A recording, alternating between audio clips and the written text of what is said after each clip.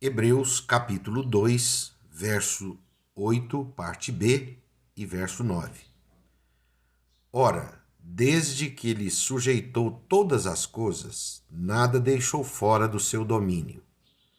Agora, porém, ainda não vemos todas as coisas a ele sujeitas.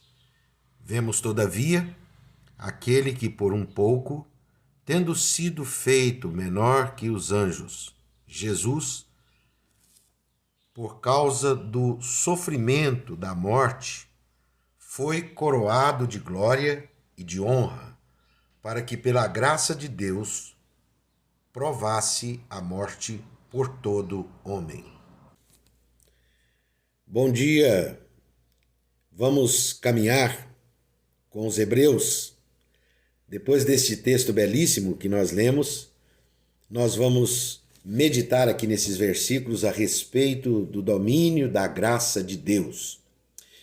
E o domínio da graça de Deus inclui o domínio atemporal de Cristo Jesus. Quando eu digo domínio atemporal, significa que o domínio de Jesus não está sujeito ao nosso calendário, não está sujeito ao cronômetro das horas que vivemos. O domínio atemporal de Cristo Jesus compreende toda a história do início ao fim. Por isso o versículo 8 diz que Deus sujeitou a ele todas as coisas. E prossegue dizendo, agora, porém, ainda não vemos todas as coisas a ele sujeitas. O que isto significa?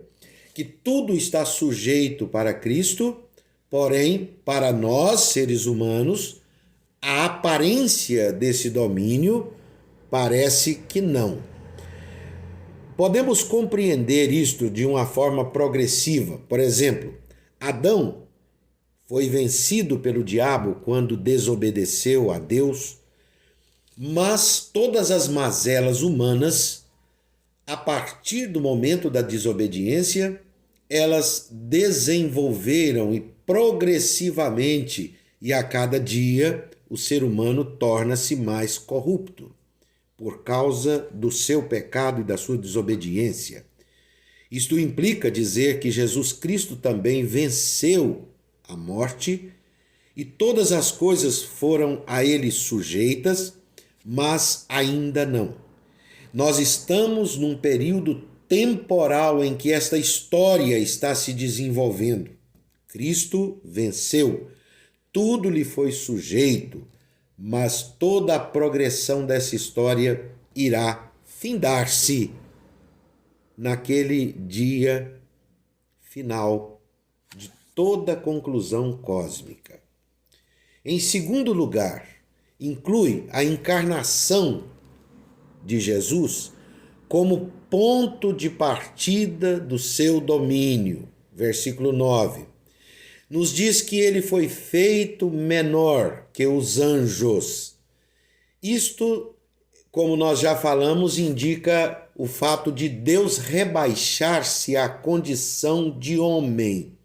Não julgar com usurpação ser igual a Deus, mas esvaziar-se e assumir a forma de homem. E também de aceitar o sofrimento como homem, não como anjo, e a morte como homem, e não como anjo. Então, o ponto de partida dessa vitória, desse domínio, é a encarnação do Verbo. Por fim, o versículo 9 inclui também a coroação como objetivo de todo esse trabalho. A coroação de Jesus como objetivo de todo esse trabalho. Veja bem que o versículo 9 diz assim: para que,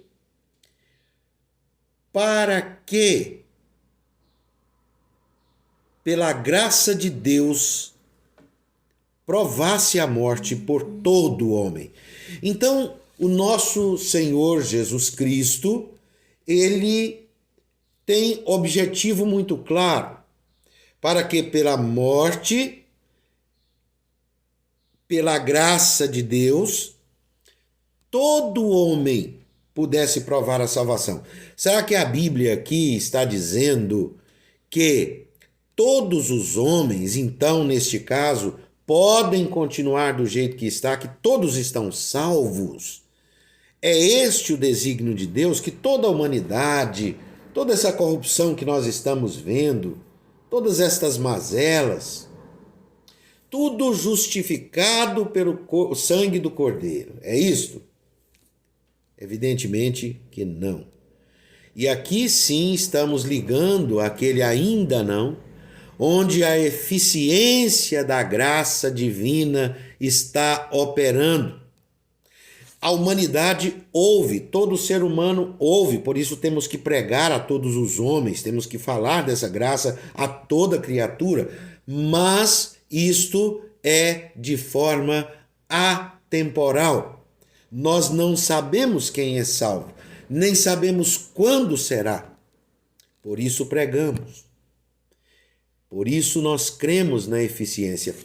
Tudo que Jesus Cristo fez é suficiente para poder salvar todos os homens? Sim. Mas essa graça é eficiente na vida de todos aqueles que se aproximam dele por fé. Meu amado, há coisas na vida que nós precisamos pensar bem. Quantas pessoas ouvem o evangelho, você prega durante 10, 15, 20 anos, e depois você se muda. E lá pela frente, mais 5 anos depois, alguém te diz, você lembra do Zezinho que você pregou para ele há quase 30 anos atrás? Lembro.